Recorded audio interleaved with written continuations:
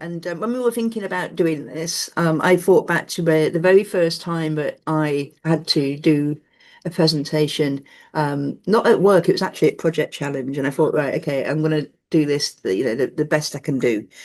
So did all the reading, all the rest of it. So some of the things have stuck with me. And I want to share some of those things today in the way that I originally did presentations and still do now. Because I think that's the important thing. Although we often say kind of you get better with practice, I still think there are very few people who can stand up there and deliver a really good presentation without doing some prep and going through, kind of these steps. And what you'll find is that when you first do it, perhaps you may spend 3 hours preparing for a half an hour presentation. As you get more experienced, you can have less time in terms of doing the preparation, but essentially you're still going to go through the thought processes that we're going to cover off today. So essentially, what we started with was for this particular session that we're sitting on right now, I'm like thinking, right, okay, I need an objective. And this is the objective. But this is not what came out of my head, first of all. This is a few iterations. So what I want to actually show you for the first part of this session is actually how we came up with this whole presentation deck for today as well. So essentially, I wanted PMO professionals to feel more confident in preparing clear and concise content for different presentations where decisions need to be made, actions need to be taken. Isn't that like, wow, woo? But it wasn't the first bit that came out of my head. And interestingly, what we want to be able to do at the end of this is that all of you can say, I can feel more confident in preparing clear and concise content. So quite a good kind of metric as well to kind of, by the time we've done these 3 sessions, that actually hopefully all of you can kind of say that. Yeah. And these are just some of the resources that I've used over the last few years. I keep finding some. I keep popping in, people recommendations and all that kind of stuff. But the one on the left hand side, the jelly effect, was the one that I first used. It is a bit older, so that's just when I started doing presentations. But I've been adding the things in as I come across them. Some of them might look familiar to you as well. But these are some of the ones that have just gone into some of the thinking for today. So one of the things that I wanted to do when I'm thinking about confidence of PMO professionals, thinking about pulling together content for a presentation, I thought, I know what makes them feel confident and a bit cozy is a framework, because I think we know that PMO people love a process, we love a framework. It's just the way that we're kind of wired, that if you give us something that we can kind of work around and on, it feels cozy, a bit more cozy and a bit more comfortable. I thought, well, comfort to me feels like a confidence thing. So let's go with a framework then, shall we? This is what I want to do. So again, this is the very first one that I ever used, and I think it works. It's pretty simple, and let's go for it. So we start with the end in mind. So it's the objective. And I showed you my objective right at the beginning. But actually, my very first one that I got down is just this. I want to feel more confident in preparing presentation content. Yeah. So you can see where, I started there, but how did I get to something a little bit more, a bit bigger than that? And what it does, it gets you to talk about the why questions. In other words, I think many of you may be familiar with the Six Honest Serving Men. It's a Kipling poem. It's about the six honest serving men, which are all, what, why, where, when, how. So in other words, your questions.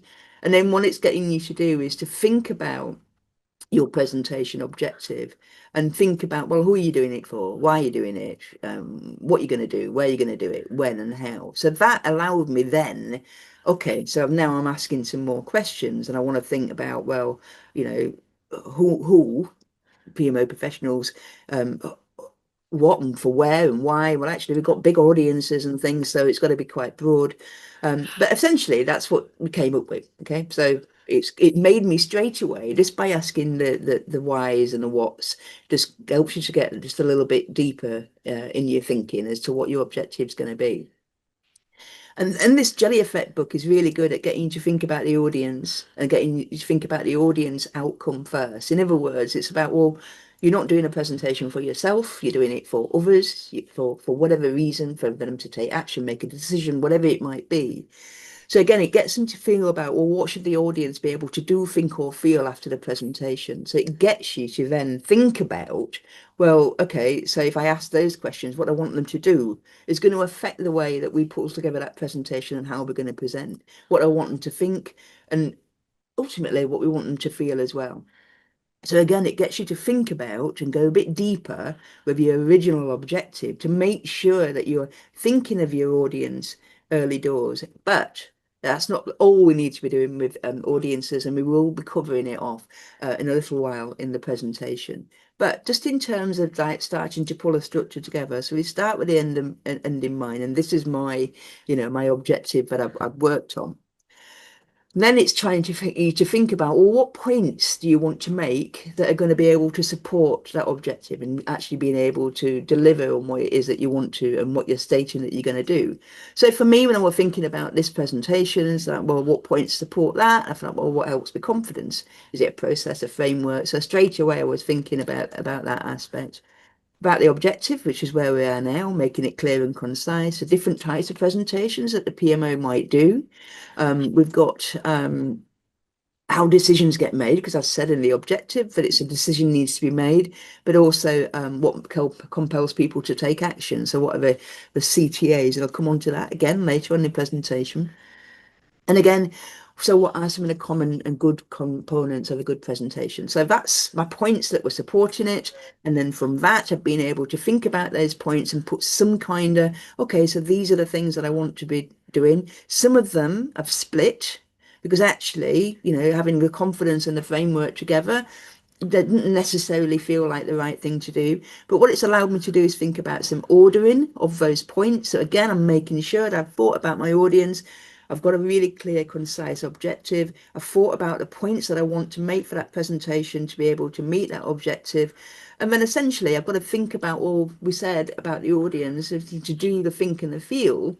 I might just then think about some of these aspects of like, well, will this be, allowing people to do things? Will it maybe getting them to think about something? Will it be maybe a combination of two of those, both thinking and doing something? But you'll notice that we've not got to the feel something until we actually come into the bits where we talk about and bring it together in terms of the confidence. Because I feel like with the presentation that we're probably going to have to do some work first before we get to that stage of feeling, actually, I can take a lot out of this session today. It has given me a lot of confidence. So I like the fact that it's really simply, it's just really getting me to think about, who am I presenting this to? Am I really clear on what I'm wanting to present and what my messages are? And at this point, I tend to do this. I've got scribbles all over the place in the amount of presentations that I do, but mind mapping is the way that I do it. And this has just allowed me to then take those points, start to break it out and give me some more detail in terms of, what I want to cover for all of those points. Really quick, really simple. Interesting, isn't it? In terms of, we've all seen Lindsay's fantastic kind of doodles and scribbles, so it makes perfect sense for Lindsay to kind of start with a mind map. Some of us just start with lots of linear notes because that's the way we. And very often I actually start with a blank PowerPoint and actually start creating the structure and then start slotting it. So I suppose a mind map from another kind of perspective. So that's often kind of where I start rather than actually kind of doing the whole mind map. And I suspect Lindsay's got some scribbles and pictures she does as well as she's going through that. Yes, no, absolutely. And I think most people are familiar with mind maps. I don't think there's any, I mean, I've just stuck it here on a, you can use stuff online, but I normally do it with a pen and paper or on my iPad with a pen. And then, yeah, I mean, it's just, like I say, it's how our minds work. I will say some of the time, how I've done this is not dissimilar to you, but I think that's come with practice and come with years of doing it. But when you're first starting out, I think it's quite an easy way. Yeah. So And I think take as that in well, mind. I think as well is when you're doing this, it's an iterative process. You don't sit down once, write the mind map or write the kind of the note and think, right, I've done it right first time. Yeah. Because as you kind of keep going around those questions, you go, oh, actually, I've got a bit to say here. Oh, that may be better over here. Oh, actually, that may be better over there. So it's a constantly iterative process until you've actually got everything that you need, but it's a good kind of starting point for a frame.